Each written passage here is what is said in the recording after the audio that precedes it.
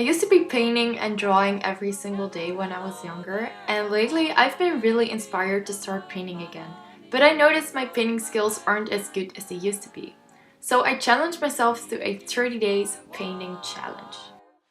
I'll be trying to paint something every single day for these 30 days, and I'm gonna take you guys with me on this journey.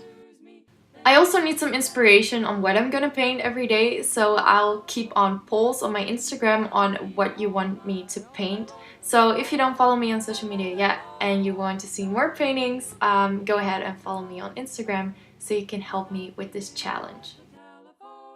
So without further ado, this is the 30 days painting challenge.